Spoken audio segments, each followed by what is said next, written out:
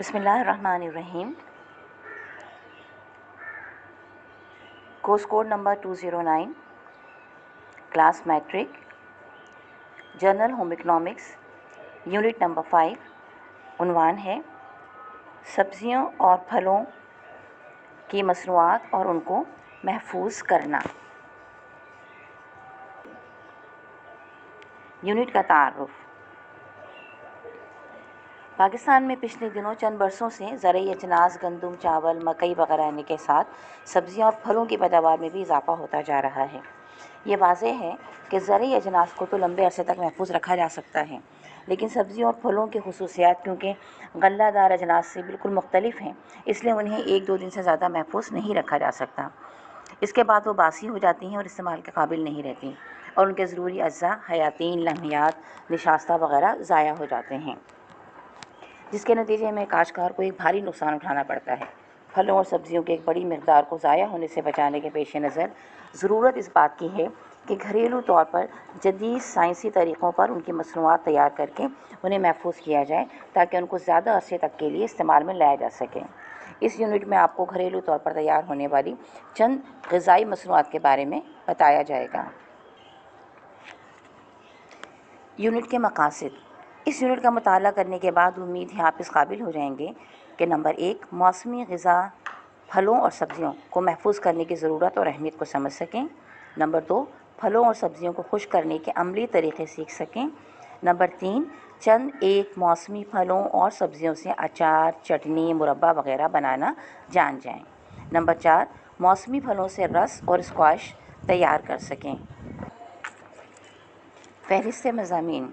मौसमी ग़िज़ाओं को महफूज करने की ज़रूरत और अहमियत, सब्ज़ियों और फलों को खुश्क करने के अमली तरीक़े, सब्ज़ियों को खुश्क करके महफूज करना, मटर को सुखाने का तरीक़ा, फलों को खुश्क करके महफूज करना,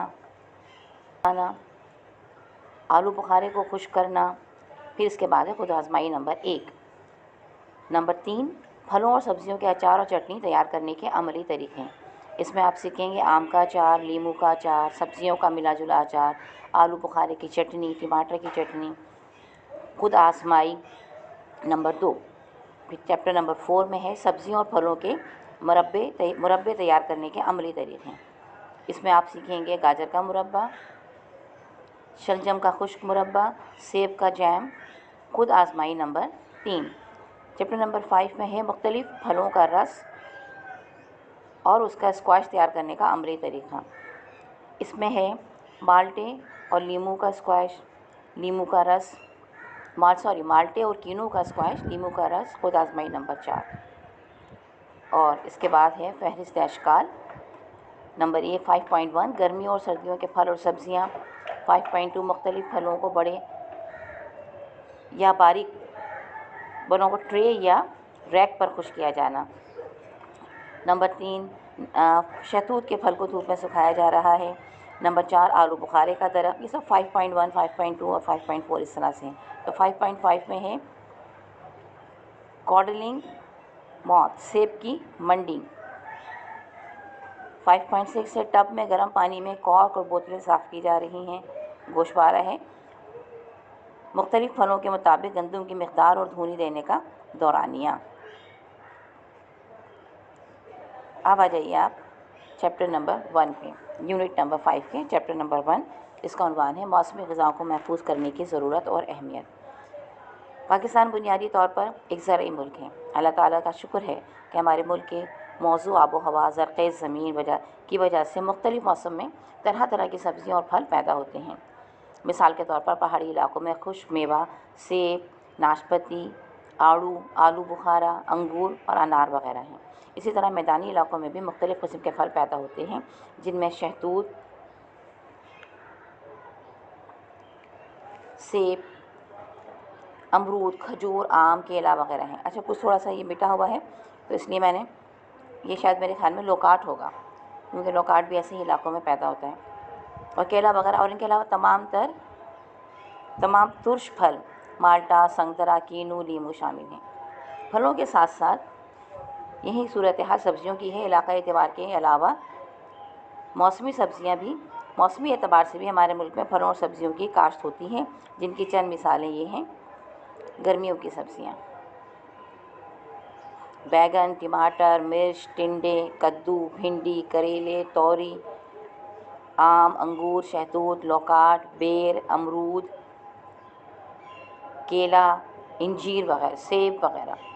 और सर्दियों की सब्ज़ी और फल हैं गाजर, मूली, पालक, मेथी, शलजम, चुकंदर, करमकल्ला, माल्टा, कीनू, केला, सेब वगैरह। ये सब आप आजकल एंजॉय कर रहे होंगे, क्योंकि ये इस वक्त हम ये रिकॉर्ड कर रहे हैं तो जनवरी का मौसम है और कराची में इस वक्त शदीद सर्दी है हमारे हिसाब से, कराची वालों के हिसाब से, कि इस भी जब मैं सुबह आई हूँ, मैंने उठी हूँ तो 8 डिग्री सेंटीग्रेड टेम्परेचर मौजूद था। अच्छा, इसके बाद ये कि उन्होंने शक्ल दी हुई है जिसमें सब्जियों की तस्वीरें दी हुई हैं। फिर एक और दूसरी सर्दियों की सब्जियां और गर्मियों की सब्जियों की तस्वीर, बल्कि स्केच कहना चाहिए, तस्वीर तो नहीं, स्केचेस दिए हुए हैं जनाब। इसके बाद क़याम पाकिस्तान के वक्त फल और सब्जियां बहुत महदूद पैमाने पर काश्त की जाती थीं। पिछले चंद सालों से उनके हिस्से और पैदावार में इजाफा होता जा रहा है, लेकिन सब्जियां और फल दूसरी अजनास गंदम, चावल, मकई, दाल वगैरह के बरक्स ज़्यादा देर तक महफूज नहीं रखे जा सकते और ये बर्दाश्त, तोड़ने, उतारने, काटने और उखाड़ने के 1-2 दिन बाद ख़राब होना शुरू हो जाती हैं। और चूँकि हमारे यहाँ इनको महफूज करने के लिए फार्मों और मंडियों में सड़खानों की काफ़ी कमी है, इसलिए काश्तकार मजबूरन उन्हें तोड़कर फ़रोख्त करने के लिए मंडियों और बाज़ारों में ले जाते हैं।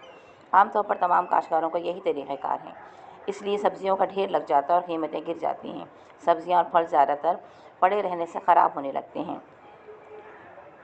ज़राई माहिरीन के एक अंदाजे के मुताबिक नावाफिक मौसमी हालात की वजह से फलों और सब्जियों की पैदावार का 25 से 30% तक सालाना ख़राब होकर ज़ाया हो जाता है और मज़ीद इस्तेमाल के काबिल नहीं रहता।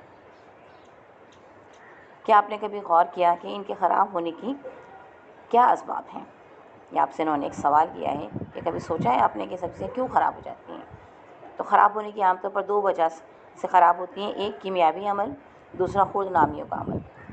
कीमियाई अमल क्या है? कीमियाई अमल तब्दीलियों की वजह से फलों और सब्जियां कुछ दिनों में गलना शुरू हो जाती हैं, लेकिन मुख्तलिफ तरीक़ों से इन कीमियाई तब्दीलियों को रोका जा सकता है। खुद नामियों का अमल, खुद नामियों के 3 हिस्सों में तकसीम किया जा सकता है। फफूंदी लग जाना, मोल्ड्स, MOULDS, मोल्ड्स कहते हैं इसे, ख़मीर, ईस्ट, YEST, ईस्ट का बन जाना, और बैक्टीरिया, BACTERIA, बैक्टीरिया अगर इस पर हमला कर दें तो।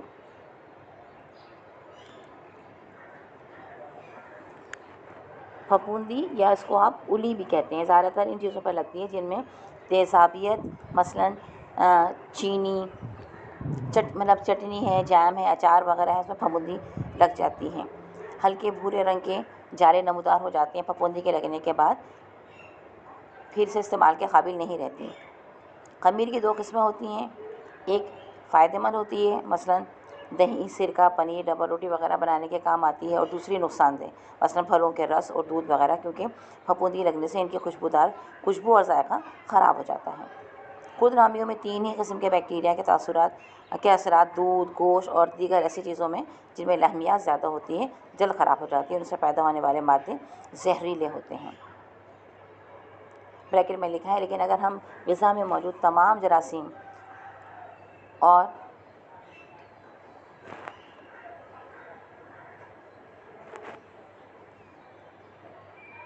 को ख़त्म कर दें तो कीमियाई अमल रोकने और फफूंदी, ख़मीर और बैक्टीरिया वगैरह ना लगने से ग़िज़ा को काफ़ी अर्से तक महफूज कर सकते हैं।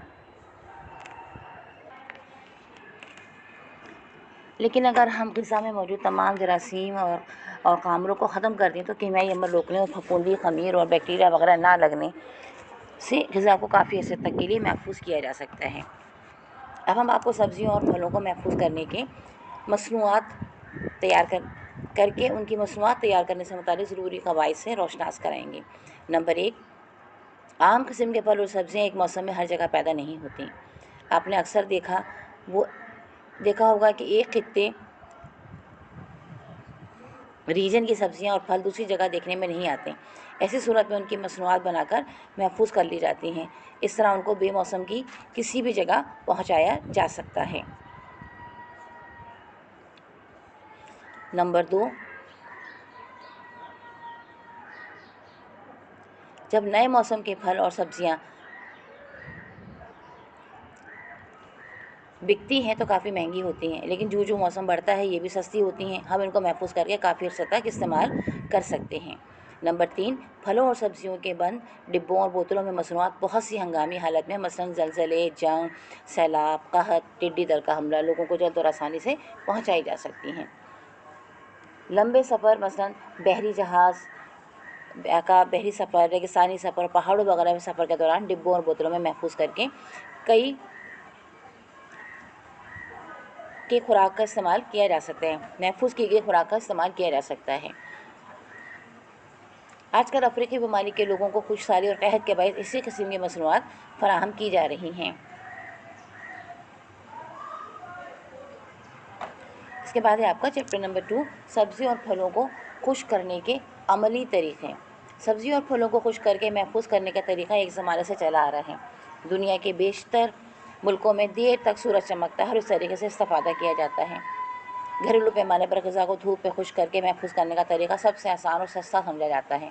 इसमें इस्तेमाल होने वाले सामान की कम से कम ज़रूरत पड़ती है, लेकिन ज़रूरत इस बात की है कि इस तरीके में तब्दीलियाँ लाकर इसको बेहतर बनाया जाए। सब्जियों और फलों को खुश्क करने का तरीक़ाकार और इसमें इस्तेमाल होने वाले सामान के बारे में आप यूनिट नंबर 4 में पढ़ चुके हैं। यूनिट के इस हिस्से में हम आपको खुश्क करने के चंद अमली तरीक़े सिखाएंगे। 2.1, सब्जियों को खुश्क करके महफूज करना। सब्जियों को खुश्क करके महफूज करने के कई तरीके हैं, जिनमें से चंद एक के बारे में आप यूनिट नंबर 4 में पढ़ चुके हैं। अब नमूने के तौर पर मुड़कर खुश्क करने के बारे मटर को खुश्क करने के बारे में पढ़ते हैं। 2.1.1 मटर को सुखाने का तरीका। नंबर 1, सर्दियों के मौसम में जब मटर काफ़ी सस्ते बिकते हैं तो इन दिनों में इन्हें महफूज किया जा सकता है। मटर की फलियों से दानों को निकालें, उन्हें अच्छी तरह धो लें। नंबर 2, मटर को धोने के बाद मलमल के कपड़े में बांध लें और पतीले में उबलते हुए पानी में 3 मिनट के लिए डुबो दें। नंबर 3 मिनट पानी में रखने के बाद कपड़े में बंधे हुए मटर को किसी जगह लटका दें ताकि इनमें से अच्छी तरह पानी निकल जाए।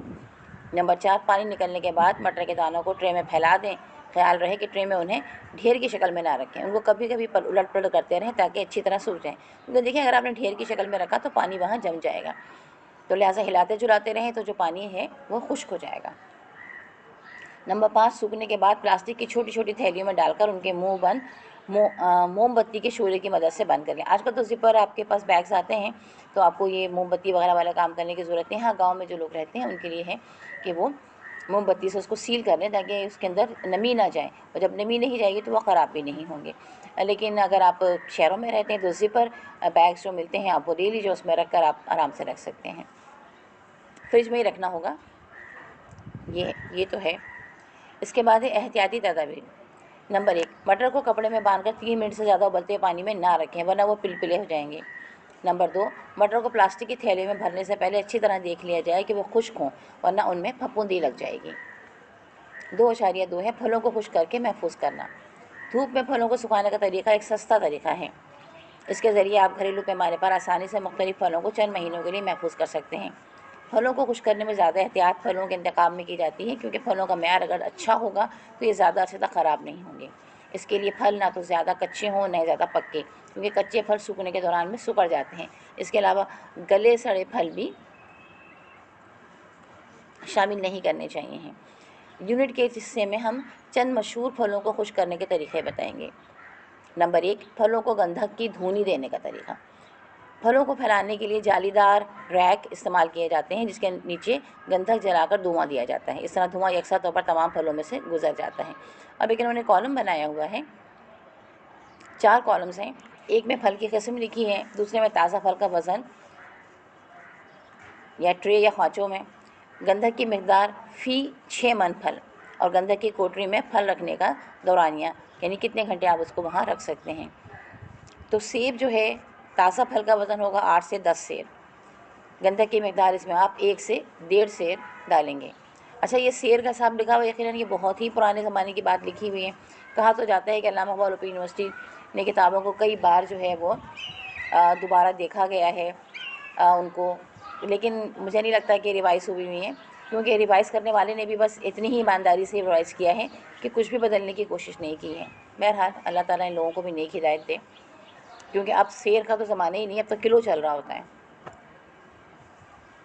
तो बहरहाल सेब 8 से 10 सेर, गंधक की मकदार फ़ी 6 मन 1 से 1.5 सेर, गंधक की कोठरी में फल रखने का दौरानिया 5 घंटे। फल की किस्म है खुबानी, तो 6 से 7 सेर अगर खुबानी होगी तो उसे आपको गंधक की मकदार आपको चाहिए होगी 1 से 1.5 सेर, और ये 4 घंटे तक आपको गंधक की कोठरी में रखने होंगे।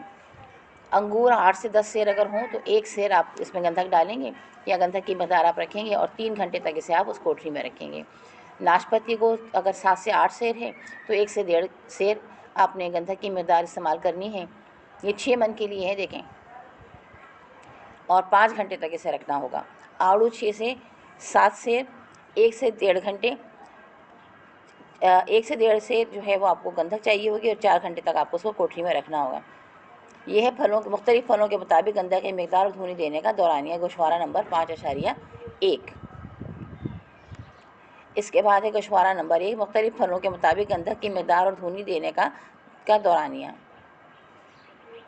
इसमें उन्होंने एक रैक बनाया हुआ है जिसमें ट्रे रखी हुई है और उसके अंदर जो है वो फल रखे हुए हैं, ये शक्ल है। गोशवारा नंबर 1 के मुताबिक फलों को उनके वज़न के मुताबिक गंधक की मकदार का इस्तेमाल किया जाए और वक्त की पाबंदी का ख्याल रखा जाए। आइए अब हम धुनी देने का आम उसूलों से मुतालिक आपको बताते हैं। गंधक की धुनी के लिए एक अलहदा कमरा या कोठरी मुंतखब की जाती है जिसमें किसी टूटे हुए गमले या टीन के डब्बे में जलते हुए कोयले रख दिए जाते हैं।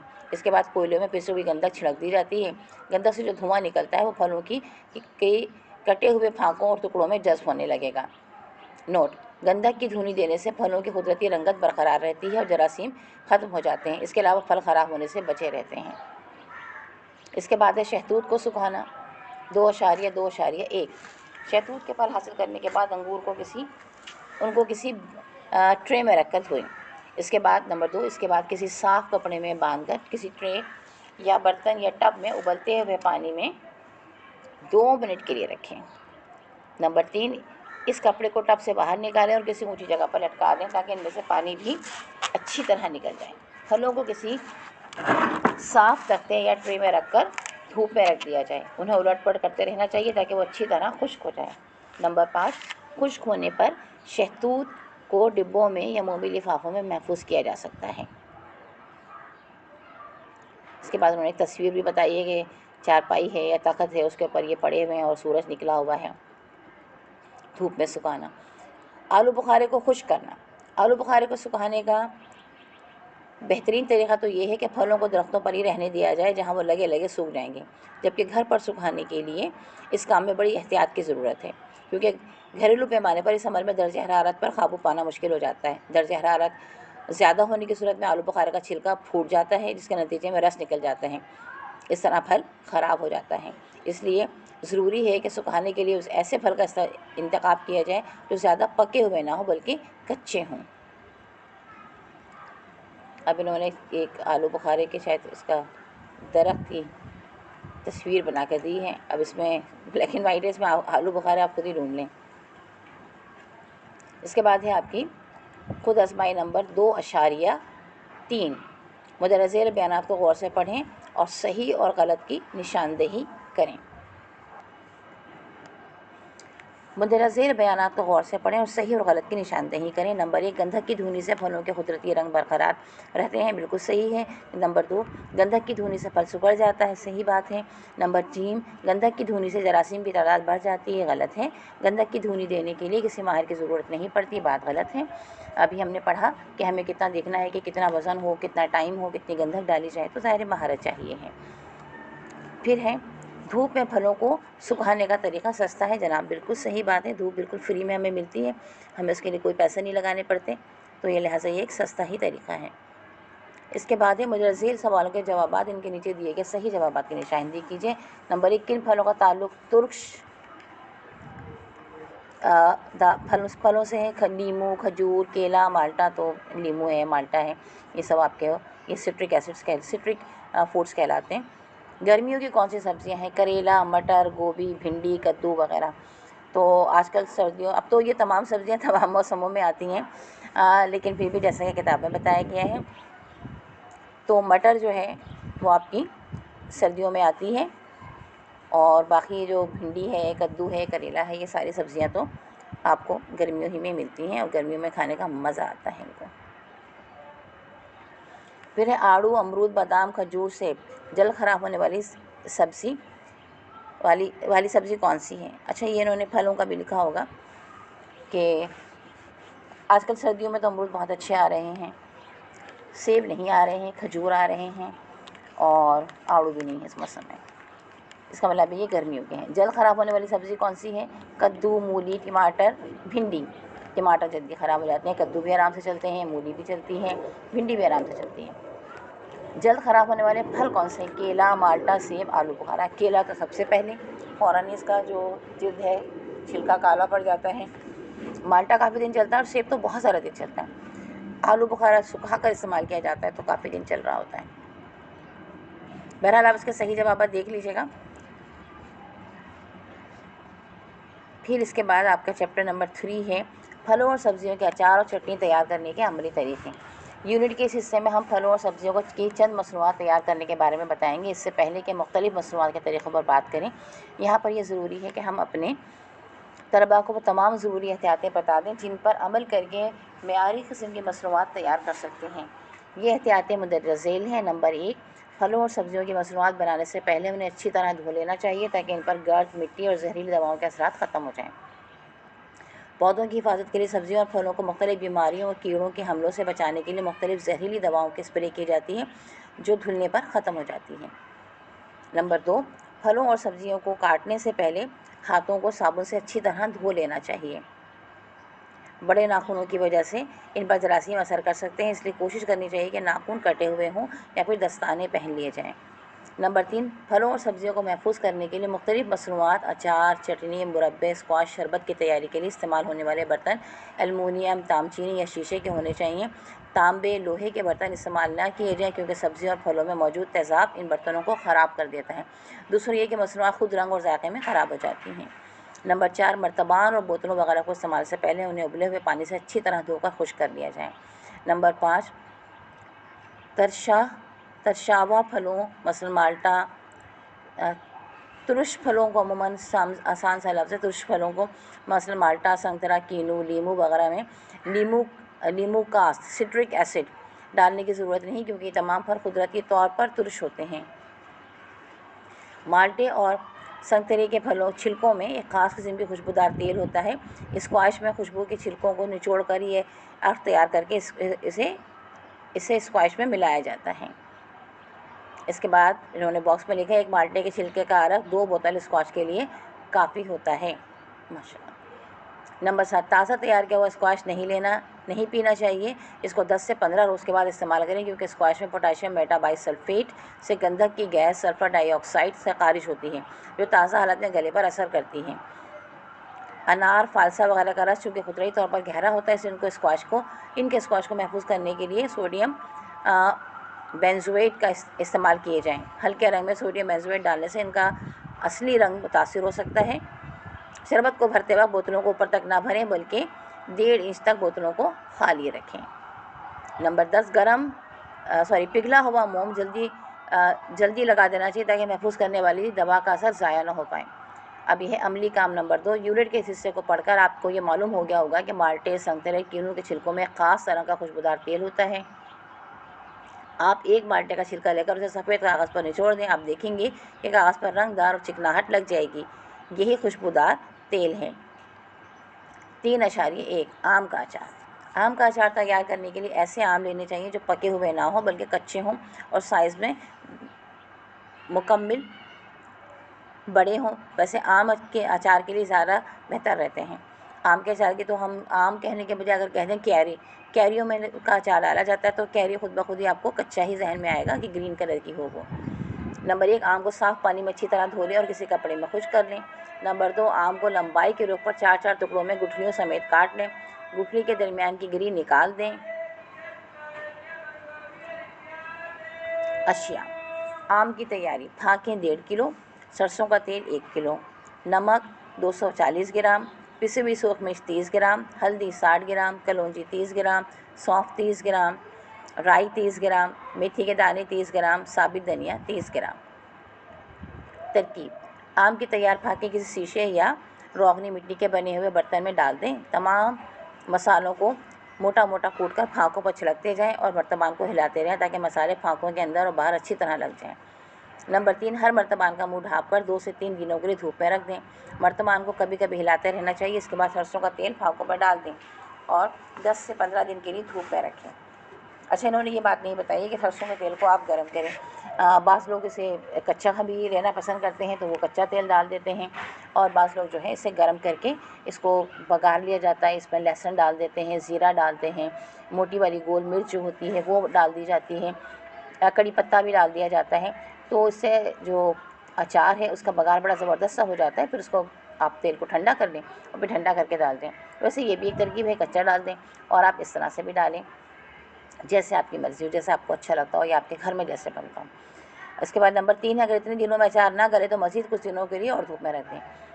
अचार को आप धूप में रखेंगे तो जो कैरियाँ होती हैं, कैरी की जो फाँकें होती हैं वो नरम हो जाती हैं और थोड़ा सा उसका कलर भी चेंज हो जाता है, जिससे आपको अंदाज़ा हो जाता है कि जनाब अब ये, और खुशबू इतनी उड़ती है कि पूरा घर ही महक जाता है। तो आपको अंदाज़ा हो जाएगा कि जनाब ये अब पक गई हैं, अब हमें ऐसी लेनी है। बाज़ लोग क्रंची पसंद करते हैं अचार में, बाज़ लोग बिल्कुल गली भी पसंद करते हैं। तो आप देखिएगा कि आपको कैसी अच्छी लगती हैं, वैसे ही रख के तेल डाल दीजिएगा। इसके बाद है जनाब नींबू का अचार। नींबू बहुत चीज़ों के लिए मुफीद है। इसके खाने से हाजमा तेज़ होता है, भूख खूब लगती है, खून को साफ़ करता है, क़ै मतली और हैज़ा में इसका इस्तेमाल है, बेहद मुफीद है। कागज़ी नींबू से बहुत सी मसनूआत तैयार की जाती है, मसलन अचार, शिकंजी, स्क्वाश और जूस वगैरह। अब इसकी अशिया है, पके हुए नींबू 2 किलोग्राम, सरसों का तेल 1.5 किलोग्राम, पिसा हुआ नमक 240 ग्राम।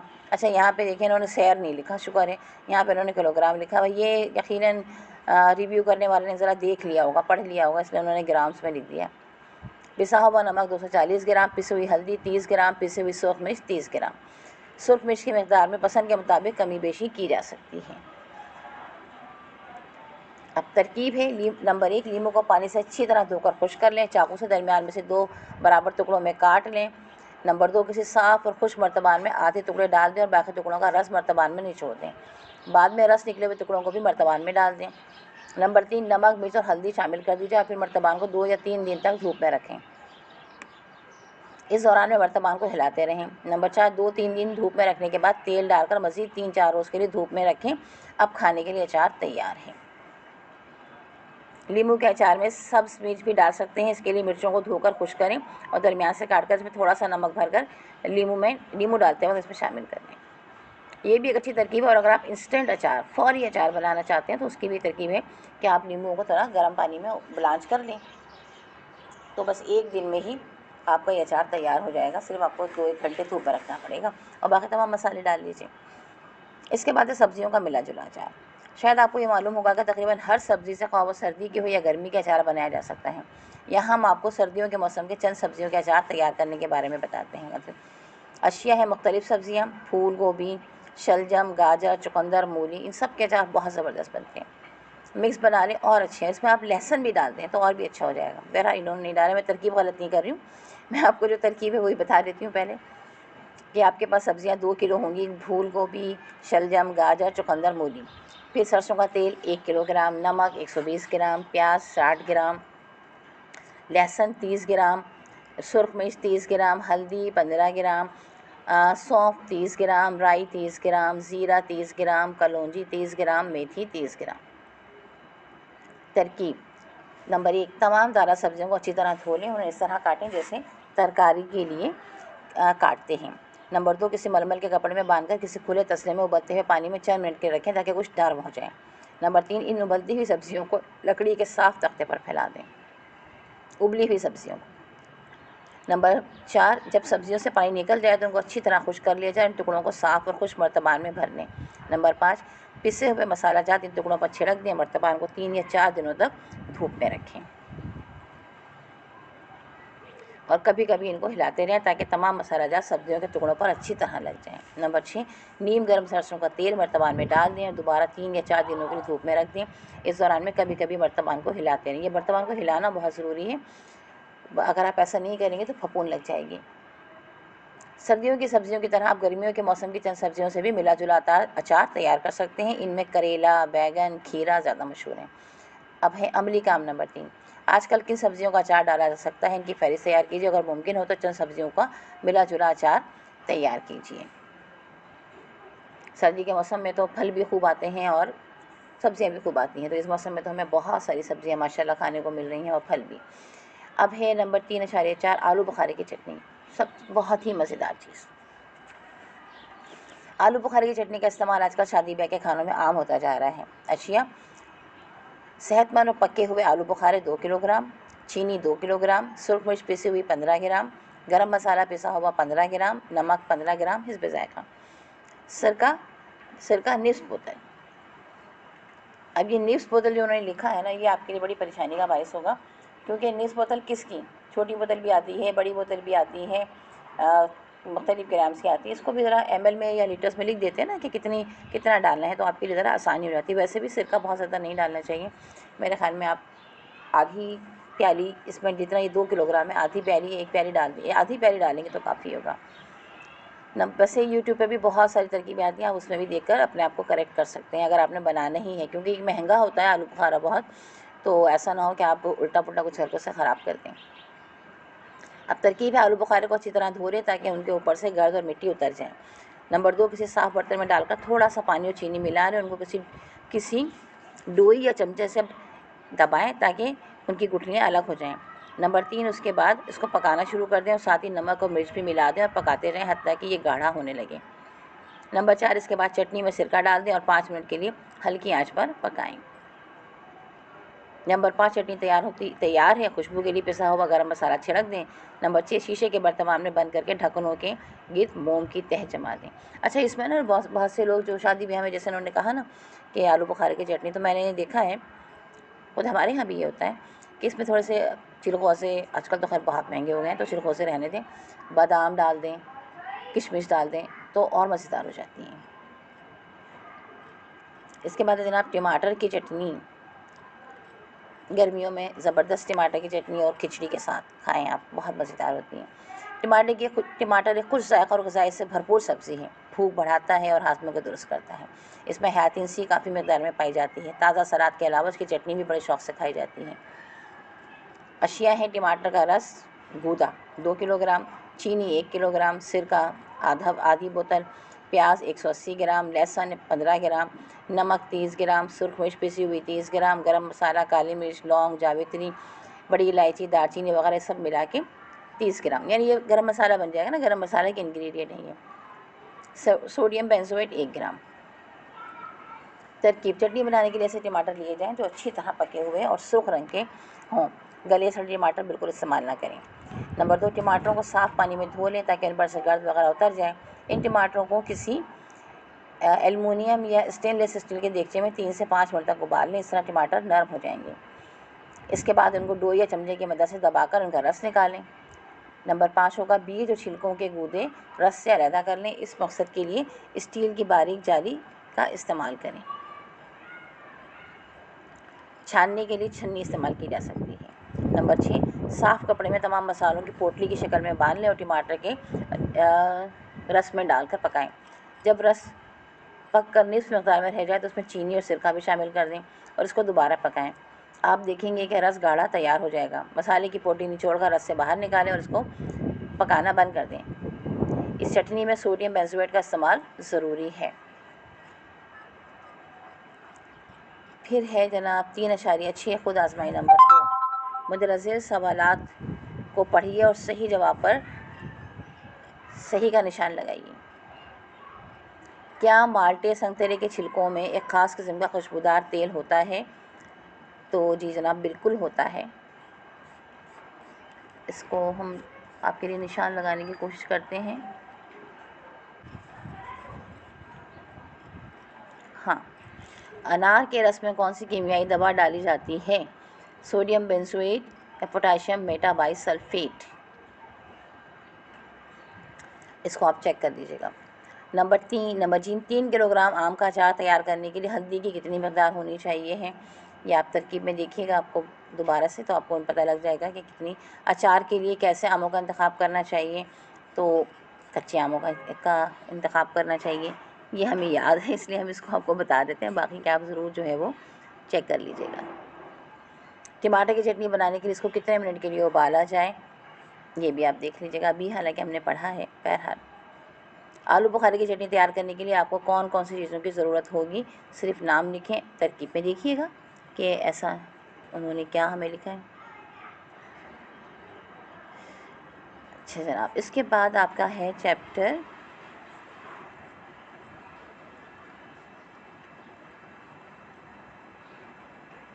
नंबर 4, फलों और सब्जियों के मुरब्बे तैयार करने का अमली तरीक़ा। हमारे यहाँ शहर और देहात में मुख्तलिफ़ फलों से मुरब्बे तैयार करने का रिवाज बहुत ही पुराना है। आपने अक्सर देखा होगा कि हकीम हज़रात मरीज़ों को तरह तरह के मुरब्बे खाने का मशवरा देते हैं। मुरब्बे बहुत सी बीमारियों, खून की कमी, जिस्म और दिल की कमज़ोरी में बहुत ही मुफीद समझे जाते हैं। फलों में तकरीबन तमाम फलों और सब्जियों में गाजर और शलजम से मुरब्बे तैयार किए जाते हैं। फलों में आमतौर पर सेब, नाशपाती और आम के मुरब्बे बहुत मशहूर हैं।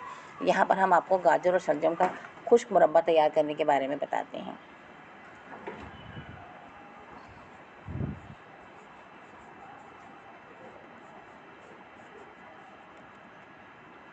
गाजर का मुरब्बा। ग़िज़ाई एतबार से गाजर में बहुत सी खूबियाँ हैं। गाजर में हयातीन अलीफ और कैरोटीन और दूसरी फल और सब्जियों की निस्बत ज़्यादा मकदार में पाई जाते हैं, जिसमें मुख्तलिफ़ बीमारों के लिए क़ुव्वत मुदाफ़त पैदा करती है। सियाह गाजर डायबिटीज़ के मरीज़ के लिए मुफीद है। इसकी कांजी भी पी जाती है। जिगर और आँखों के लिए की बीमारी में बेहद मुफीद है। दिल की तक़वियत के लिए गाजर का मुरब्बा तैयार बहुत बेहद मुफीद है। इन खूबियों की बिना पर गाजर को अगर गरीब आदमी का सेब कहा जाए तो बेजाना होगा। लेकिन आजकल गाजर भी इतनी महंगी आती है, 100 रुपये किलो तो भी आ रही है। अब आगे का पता नहीं है कि क्या हो गया हालात। अशिया क्या है जनाब? गाजरें 1 किलोग्राम, चीनी 1 किलोग्राम, पानी 350 ग्राम और नींबू का रस 1 ग्राम। नींबू का रस मतलब मुरब्बे के जायके के लिए इस्तेमाल किया जाता है। तरकीब है, अच्छी और बड़ी साइज़ की गाजर का इंतखाब करें। उन्हें 1-2 मरतबा अच्छी तरह धो लें। चाकू से छीलकर लंबाई के रुख 2-2 हिस्सों में काट लें। अगर इनमें कील बड़े और सख्त हों तो उन्हें निकाल दें। कील का मतलब है जो पीला वाला पोर्शन होता है ना, वो। गाजरों के टुकड़ों को चाकू या किसी मोटी सुई की मदद से चारों तरफ से छेद लें ताकि गाजरों में अंदर तक शीरा पहुंच जाए। एक पतीले में चीनी और पानी डालकर पकाएं। जब शरबत उबलना शुरू हो जाए तो गाजरों के कटे हुए टुकड़ों को शरबत में डाल दें। फिर उसको पतीले में 1 दिन के लिए छोड़ दें ताकि शीरा गाजरों में अच्छी तरह रच जाए। फिर अगले दिन गाजरों के टुकड़ों को किसी ट्रे में अलहदा कर लें और सिर्फ शीरे को 5 से 10 मिनट तक के लिए दोबारा पकाकर शीरा गाढ़ा हो जाए। उबलते हुए शीरे में गाजर के टुकड़े डाल दें। इसके बाद ठंडे होने पर मुरब्बे को साफ़ सुथरे मर्तबानों में भर लें। तो बहुत ही आसान है भाई। नोट, खुशबू के लिए आप मुरब्बे में छोटी इलायची पीस कर डाल सकते हैं। अमली काम नंबर 4, गाजर का मुरब्बा तैयार करते वक्त गाजर के टुकड़ों को छेदना क्यों ज़रूरी समझा जाता है। आइए इस बात को समझने के लिए एक अमली काम करते हैं। 2 बर्तनों में अलहदा शीरा डालें। एक बर्तन में छेदी हुई गाजरें डाल दें और दूसरे बर्तन में बगैर छेदी हुई गाजरें डाल दें। 2-3 मिनट के बाद आप देखेंगे कि छेदी हुई गाजरों में शीरा अंदर तक पहुंच चुका है, जबकि बगैर छेदी हुई गाजर के टुकड़े के अंदर से निस्बतन फीके होंगे। नोट, अपने घर पर अमली तौर पर इस काम को ज़रूर कीजिएगा। अगर आपकी अम्मी इजाज़त दे दें तो ज़रूर कीजिएगा। 4.2 शलजम का खुश्क मुरब्बा। अशिया, शलजम 2 किलो, चीनी 1 किलो, सिट्रिक एसिड यानी चूना, वो वाला चूना नहीं जो आप घरों में करते हैं, ये आपको सिट्रिक एसिड आप कहेंगे तो दुकान से मिलेगा, 2 ग्राम। पोटाशियम मेटाबाइसल्फेट 2 ग्राम, गुलाब का अरक चंद खतरे और पानी 2 किलोग्राम। तरकीब, अच्छी किस्म के ताज़ा शलजम ले लें। ये ज़्यादा पके हुए ना हो। इन्हें पानी से अच्छी तरह धोकर लंबाई के भागें काट लें। एक बर्तन में 1% चूने का महलूल तैयार करें। मलमल के कपड़े में इस महलूल को छानकर शलजम के टुकड़ों को रात के लिए इसमें भिगो दें। सुबह को चूने के पानी से निकालकर साफ़ पानी में धोकर मलमल के कपड़े में बांध लें। फिर 15 से 20 मिनट के लिए उन्हें जोश दें और फिर कपड़े से निकालकर ठंडे पानी में भिगो दें।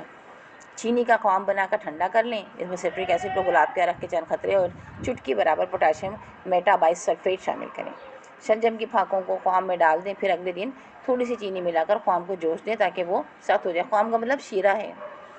फाकों को ख्वाम यानी शीरे से निकालकर ट्रे में फैलाकर धूप में सुखाएं। चंद दिन धूप में रखने के बाद जब वो अच्छी तरह खुश्क हो जाएँ तो उनको मोमी लिफाफों में बंद कर दें। अब है सेब का जैम। वैसे तो कई फलों से जैम तैयार किया जाता है जिनमें सेब, आलूचा, नाशपाती, आड़ू और खुबानी शामिल है, लेकिन यहाँ पर हम आपको सेब का जैम तैयार करने के बारे में बताएंगे। जैम बनाने के लिए सबसे पहले फलों का इंतखाब करना बहुत ज़रूरी है। अच्छी तरह पके हुए कीड़ों और बीमारियों से महफूज फल ले लें। सेब को काटते वक्त बाज़ औक़ात में से एक सुंडी जिसे अंग्रेज़ी में कॉडलिंग कहते हैं निकल आती है। इन्होंने एक सेब भी बनाया और सेब का कीड़ा भी बताया, जैसे हम सीधा सीधा सेब का कीड़ा कहते हैं। जैम तैयार करने के लिए ऐसे फल भी इस्तेमाल किए जा सकते हैं जो मंडी में ताज़ा हालत में फ़रोख्त ना हो सकते हों और ना डिब्बों में बंद साइज़ में बड़े ही हों, बल्कि छोटे पड़े, मतलब उसमें भी ऐसा ही नहीं हो कि बस बेचारे किसी काम की ही नहीं है तो आपने लेके जैम बना लिया, बल्कि छोटे बड़े मुख्तलिफ साइज़ के सेब इस्तेमाल में लाए जा सकते हैं। तरकीब नंबर 1, सेब को अच्छी तरह धो लें, उनकी डंडियाँ अलहदा कर लें, उनको छील कर दरमियानी सख्त हिस्से निकाल लें। छीलने के बाद उनके छोटे छोटे टुकड़े करके नमकीन पानी में रखें। बड़ी केतली में पानी डालकर तेज़ आंच पर उबालें, इस तरह सेब के टुकड़े नरम हो जाएंगे। अच्छा, ये नमकीन पानी में रखने की वजह ये है कि अगर आप नमकीन पानी में नहीं रखेंगे तो सेब काला हो जाएगा। आपने देखा है ना, सेब खाते हुए जब हम काट रहे होते हैं तो वो, क्योंकि उसमें आयरन होता है तो वो आयरन ऑक्साइड बना लेता है हवा से मिलकर, तो वो काला हो जाता है, भूरा भूरे रंग का हो जाता है। इसके बाद जब बड़ी केतली में पानी डालकर तेज़ आंच पर उबालें, इस तरह सेब के टुकड़े नरम हो जाएंगे। नरम टुकड़ों को छलनी में दबाकर गुजारें, इस तरह गूदा हासिल होगा। हम वज़न चीनी मिला दें। अब इस गूदे को पकाते रहें और किसी चमची से इसी तरह हिलाते रहें कि वो शीरे के साथ घुल मिल जाए। इस गूदे में लेमन जूस भी मिला दें। गाढ़ा होने पर जैम को ठंडा करें और शीशे को जार में भर लें। खुद आजमाई नंबर 3।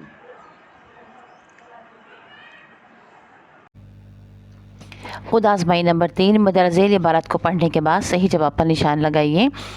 नंबर 1, ज़ियाबतीस के मरीज़ को कौन सी सब्ज़ी खानी चाहिए? अलिफ आलू, बे सियाह गाजर, जीम अरवी, दाल चुकंदर। नंबर 2 है, किस सब्ज़ी का खुश्क मुरब्बा तैयार किया जा सकता है? अलिफ गोभी, बे शलजम, जीम चुकंदर, 3 टिंडे। नंबर 3, कॉडलिंग माथ का ताल्लुक़ किस फल से है? खजूर, लीमू, सेब, आम। हम गाजर के टुकड़ों को इसलिए छेदते हैं ताकि न अलिफ गाजर के टुकड़ों के अंदर तक शीरा पहुंच जाए, गाजर में मौजूद कीड़े मर जाएं, गाजर में मौजूद सख्त कील नरम हो जाए, गाजर नरम पड़ जाए। इसका सही जवाब है, हम गाजर के टुकड़ों को इसलिए छेदते हैं कि शीरा अंदर तक पहुंच जाए। सेब का जाम बनाने के लिए कितनी चीनी लें? सेब का वज़न से ज़्यादा 3 गुना ज़्यादा, सेब के वज़न से कम, सेब के वज़न से दुगनी, हम वज़न। अब ये आप सेब का मुरब्बा भी हमने बनाने की तरकीब आपको बताई, आप उसमें से चेक कर लीजिएगा। इसके बाद है चैप्टर नंबर 5, मुख्तलिफ फलों का रस और स्क्वाश तैयार करने के अमली तरीक़े। फलों का रस एक बुनियादी जुज़्व है जिसकी मदद से हम मुख्तलिफ़ किस्म के मसनूआत तैयार कर सकते हैं, जिनमें शरबत, स्क्वाश और जाम शामिल हैं। हर तरह के रस और स्क्वाश तैयार करने के लिए मुतज़्ज़ेल तरकीब इख्तियार की जा सकती है। तरकीब नंबर 1, आप जिस फल का भी स्क्वाश तैयार करना चाहें, आला किस्म के ताज़ा फल चुन लें। ख्याल रहे कि फल फफूंदी, मुख्तलिफ बीमारियों, कीड़ों के हमलों से पाक हों, वरना इसका जायका ख़राब हो जाएगा। नंबर 2, फलों को धोकर उनको 2 टुकड़ों में काट लें। मशीन के ज़रिए रस निकालें। टुकड़ों से मुकम्मल तौर पर रस निकालने के लिए उनको दोबारा मशीन के कप में रखकर दबाया जाता है ताकि बचा कुछ है रस भी निकल आए।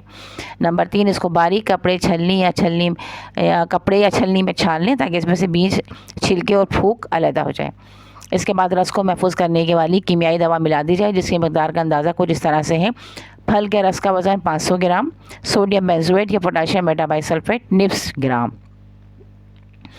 नंबर 5, 500 ग्राम में यानी आधा किलो में आप सिर्फ आधा ग्राम सोडियम बेंजोएट डालेंगे। नंबर 5, इसको महफूज करने के लिए खाली बोतलों को गर्म पानी में डालकर उनको अंदर से अच्छी तरह साफ़ कर लें। नंबर 6, जैम भरकर बोतलों के मुंह कॉर्क से बंद कर लें और उन पर पिघला हुआ मोम लगा दें। नंबर 7, बोतलों को ठंडी और हवादार जगह पर रखें। ये इन्होंने एक तस्वीर दी हुई है जिसमें कि एक टब बना हुआ है। टब में गर्म पानी में कॉर्क और बोतलें साफ़ की जा रही हैं, इनको बॉईल किया जा रहा है ताकि उनके जरासीम मर जाएँ। माल्टे और कीनू का स्क्वाश है। अब मेरे पास जो है ये मिटा हुआ है, इसलिए मैं आपको उसकी मकदार नहीं बता सकती। कुछ जो अंदाज़ा होगा वो मैं बता दूंगी। रस या जूस 3 किलोग्राम होगा। चीनी आप देख लीजिएगा। लीमू सिट्रिक एसिड या नारंगी का रंग है, और फिर पोटाशियम मेटाबाइसल्फेट ये 3 ग्राम है, ये यहाँ पे साफ लिखा हुआ है। तरकीब स्क्वाश तैयार करने के लिए माल्टे जो रस भरे हुए हों, फलों पर किसी किस्म के दाग भी ना हो, वो ले लें। माल्टे और कीनू को अच्छी तरह धो लें और 2-2 बराबर हिस्सों में काट लें। रस निकालने वाली मशीन के ज़रिए रस निकालें। किसी बर्तन में रस और बराबर मकदार में चीनी मिला लें। सिट्रिक एसिड, नींबू भी इस महलूल में अच्छी तरह मिला दें। चूँकि स्क्वाश का रंग माल्टे, कीनू के छिलकों के कुदरती रंगों से मिलता जुलता होना चाहिए, इसलिए नारंगी रंग माल्टा को पहले किसी कप में थोड़े से पानी में घोल लें और फिर तमाम स्क्वाश में अच्छी तरह मिला दें। अच्छा जनाब, नंबर 5 है, चूँकि स्क्वैश का रंग माल्टे कीनों के छिलकों के कुदरती रंग से मिलता जुलता होना चाहिए, इसलिए नारंगी रंग माल्टा रंग को पहले किसी कप में थोड़े से पानी में घोल लें और फिर तमाम स्क्वैश में अच्छी तरह मिला दें। नंबर 6, आखिर में पोटेशियम मेटाबाइसल्फेट पहले घोल लें और तैयार किए हुए मैनूर में मिला दें। नंबर 7, तैयार स्क्वैश को साफ़ और खुश बोतलों में भर लें। नोट, आम का स्क्वैश कभी भी माल्टे कीनों की तरह तैयार किया जाता है, यानी आम के स्क्वैश को भी आप इसी तरह तैयार कर सकते हैं। फिर है लीमू 5.2, लीमू का रस। अशिया 1 किलोग्राम लीमू का रस लीजिए और सोडियम बेंजोएट 1 किलोग्राम। तरकीब, पके हुए कागजी लीमू लें, इनको अच्छी तरह धो लें ताकि इन पर से गर्द और मिट्टी उतर जाए। इसके बाद इनके दो टुकड़े कर लें। इन टुकड़ों को से रस निकालने वाली मशीन के ज़रिए से निकाल लें। रस को मुकम्मल कपड़े से गुजारें ताकि बीज और फूक अलहदा हो जाए। मलमल के कपड़े से निकालें, रस को मलमल के कपड़े से गुजारें ताकि बीज और फूक अलहदा हो जाए। नंबर 5, इसको साफ़ बोतलों में भर लें। नंबर 6, लीमू के रस को महफूज करने के लिए महफूज करने वाली कीमियाई दवा मिलानी बहुत ज़रूरी है। इस मकसद के लिए 1 किलोग्राम रस में 1 ग्राम दवा डालनी चाहिए। देखिए, जो मुझे पढ़ने में मुश्किल हो रही है मुसलसल, इसकी वजह ये है कि इसकी प्रिंटिंग थोड़ी सी सही नहीं है, इसकी वजह से ये मसाइल हो रहे हैं। इसके बाद है खुद आजमाई नंबर 5.3, सवाल नंबर 1, 3 किलोग्राम आटे का स्क्वैश बनाने के लिए किन किन चीज़ों की ज़रूरत होगी, इनके नाम और मिकदार लिखें। अच्छा, मैंने जो आपकी बुक डाउनलोड की है तो ये यहाँ पर ये कंप्लीट हो जाती है, मुकम्मल हो जाती है, इससे आगे नहीं है। मुझे उम्मीद है कि इससे आगे सबक भी नहीं होगा यकीनन। ये यहाँ पे 164 पे कंप्लीट हो गई है अल्हम्दुलिल्लाह। हमारा चैप्टर नंबर यूनिट नंबर 5 जो है ये भी कंप्लीट हो गया है। इसको भी सुनिएगा, समझिएगा, याद कीजिएगा। अल्लाह ताला आपको कामयाबी अता फरमाए। दोस्तों में शेयर ज़रूर कीजिएगा और मुझे कमेंट करके ज़रूर बताइएगा कि आप किस शहर से ये सुन रहे हैं, क्योंकि अल्हम्दुलिल्लाह अल्लामा इक़बाल ओपन यूनिवर्सिटी के स्टूडेंट तो दुनिया भर में ही मौजूद हैं तकरीबन, ख़ासकर मिडिल ईस्ट वगैरह में बहुत ज़्यादा हैं जो वहाँ से यहाँ आकर इम्तिहानात दे देते हैं या ऑनलाइन भी इम्तिहान दे रहे होते हैं, और बहुत सारे स्टूडेंट्स जो है वो मुल्क भर में मौजूद हैं। तो बेटा हमें ज़रूर बताइएगा कि आप कहाँ से हमारी आवाज़ सुन रहे हैं, हमारे प्रोग्राम को देख रहे हैं, ताकि हमें भी खुशी हासिल हो कि हमने अपनी एक जो काविश की है वो अल्हम्दुलिल्लाह बहुत सारे लोगों को फ़ायदा पहुँचा रही है। ओके, अल्लाह हाफ़िज़, खुश रहें, जीते रहें, आमीन, अल्लाह हाफ़िज़।